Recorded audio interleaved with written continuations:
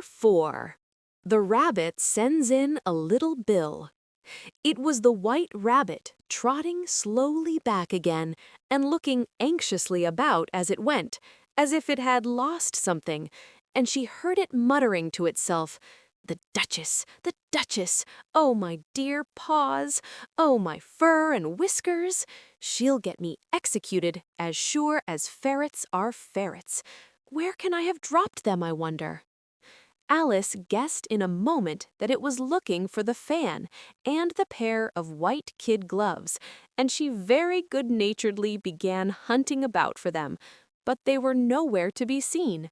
Everything seemed to have changed since her swim in the pool, and the great hall with the glass table and the little door had vanished completely. Very soon the rabbit noticed Alice as she went hunting about and called out to her in an angry tone, "Why, Mary Ann, what are you doing out here? Run home this moment and fetch me a pair of gloves and a fan. Quick now!" And Alice was so much frightened that she ran off at once in the direction it pointed to, without trying to explain the mistake it had made. "He took me for his housemaid," she said to herself as she ran. "How surprised he'll be when he finds out who I am! But I'd better take him his fan and gloves. That is, if I can find them." As she said this, she came upon a neat little house, on the door of which was a bright brass plate with the name W. Rabbit engraved upon it. She went in without knocking and hurried upstairs, in great fear lest she should meet the real Mary Ann and be turned out of the house before she had found the fan and gloves. "How queer it seems," Alice said to herself, "to be going messages for a rabbit. I suppose Dinah'll be sending me on messages next." And she began fancying the sort of thing that would happen. "Miss Alice, come here directly and get ready for your walk." "Coming in a minute, nurse, but I've got to see that the mouse doesn't get out. Only I don't think," Alice went on, "that they'd let Dinah stop in the house if it began ordering people about like that." By this time, she had found her way into a tidy little room with a table in the window, and on it, as she had hoped, a fan and 2 or 3 pairs of tiny white kid gloves. She took up the fan and a pair of the gloves and was just going to leave the room when her eye fell upon a little bottle that stood near the looking-glass. There was no label this time with the words, "Drink me," but nevertheless she uncorked it and put it to her lips. "I know something interesting is sure to happen," she said to herself, "whenever I eat or drink anything, so I'll just see what this bottle does. I do hope it'll make me grow large again, for really I'm quite tired of being such a tiny little thing." It did so indeed, and much sooner than she had expected. Before she had drunk half the bottle, she found her head pressing against the ceiling and had to stoop to save her neck from being broken. She hastily put down the bottle, saying to herself, "That's quite enough. I hope I shan't grow any more. As it is, I can't get out at the door. I do wish I hadn't drunk quite so much." Alas, it was too late to wish that. She went on growing and growing, and very soon had to kneel down on the floor. In another minute, there was not even room for this, and she tried the effect of lying down with one elbow against the door and the other arm curled round her head. Still, she went on growing, and as a last resource, she put one arm out of the window and one foot up the chimney, and said to herself, "Now I can do no more, whatever happens. What will become of me?" Luckily for Alice, the little magic bottle had now had its full effect, and she grew no larger. Still, it was very uncomfortable, and as there seemed to be no sort of chance of her ever getting out of the room again, no wonder she felt unhappy.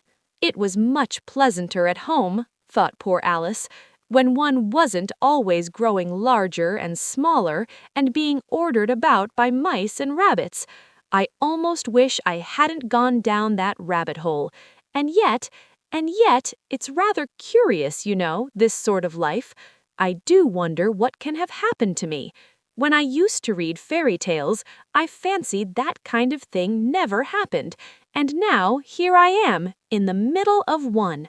There ought to be a book written about me, that there ought.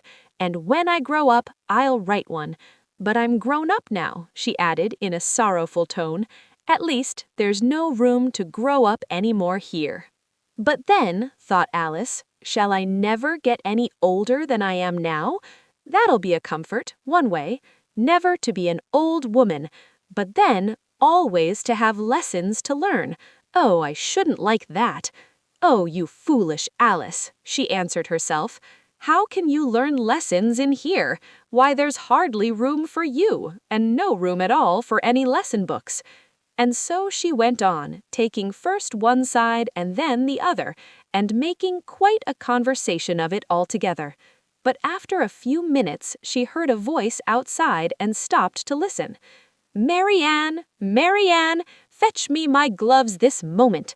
Then came a little pattering of feet on the stairs. Alice knew it was the rabbit coming to look for her, and she trembled till she shook the house, quite forgetting that she was now about 1,000 times as large as the rabbit and had no reason to be afraid of it. Presently the rabbit came up to the door and tried to open it, but as the door opened inwards and Alice's elbow was pressed hard against it, that attempt proved a failure. Alice heard it say to itself, "Then I'll go round and get in at the window."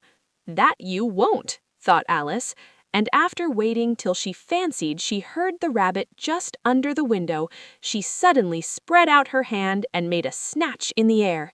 She did not get hold of anything, but she heard a little shriek and a fall and a crash of broken glass, from which she concluded that it was just possible it had fallen into a cucumber frame or something of the sort. Next came an angry voice, the rabbit's. "Pat, Pat, where are you?" And then a voice she had never heard before. "Sure then I'm here, diggin' for apples, your honor."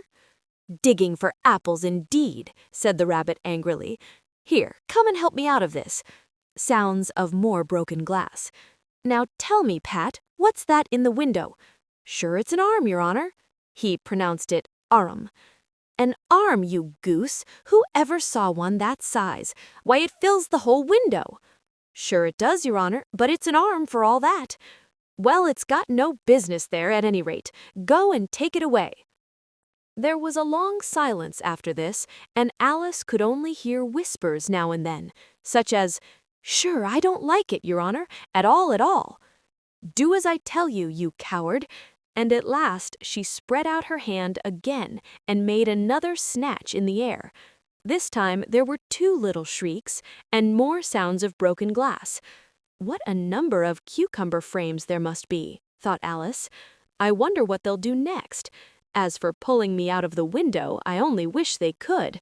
I'm sure I don't want to stay in here any longer." She waited for some time without hearing anything more. At last came a rumbling of little cartwheels and the sound of a good many voices all talking together. She made out the words, "Where's the other ladder?" "Why, I hadn't to bring but one. Bill's got the other." "Bill, fetch it here, lad." "Here, put 'em up at this corner. No, tie 'em together first. They don't reach half high enough yet." "Oh, they'll do well enough. Don't be particular." "Here, Bill, catch hold of this rope. Will the roof bear? Mind that loose slate.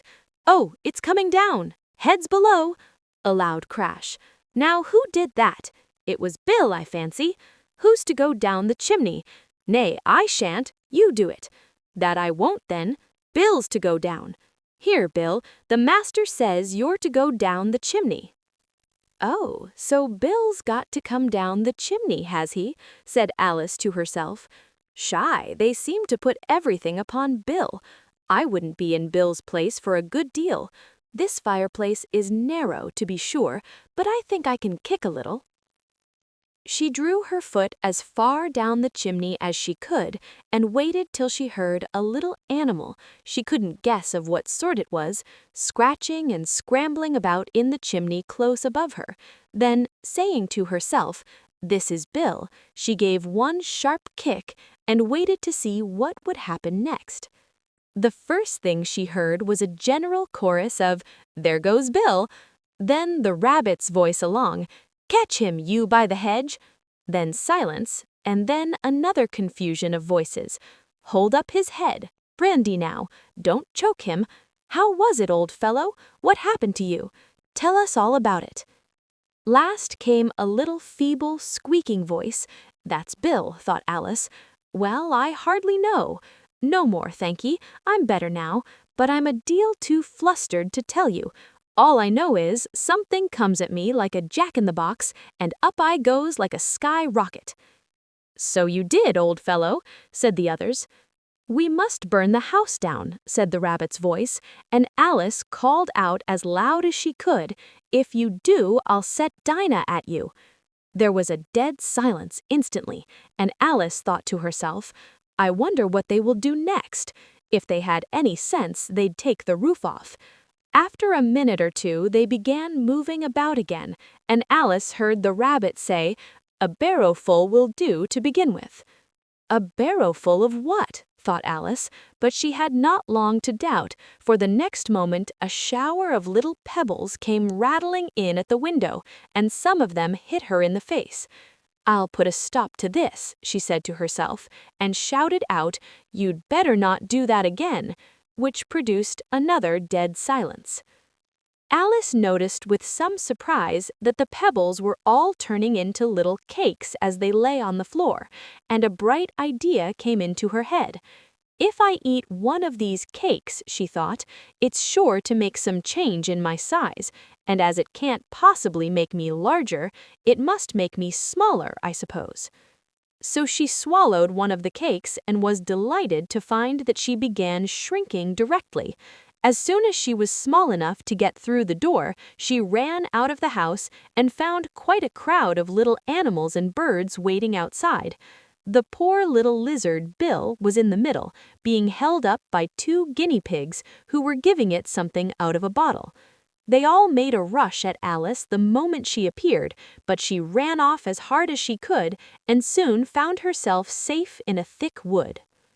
"The first thing I've got to do," said Alice to herself as she wandered about in the wood, "is to grow to my right size again, and the second thing is to find my way into that lovely garden. I think that will be the best plan." It sounded an excellent plan, no doubt, and very neatly and simply arranged. The only difficulty was that she had the smallest idea how to set about it, and while she was peering about anxiously among the trees, a little sharp bark just over her head made her look up in a great hurry. An enormous puppy was looking down at her with large round eyes and feebly stretching out one paw, trying to touch her. "Poor little thing," said Alice in a coaxing tone, and she tried hard to whistle to it, but she was terribly frightened all the time at the thought that it might be hungry, in which case it would be very likely to eat her up in spite of all her coaxing.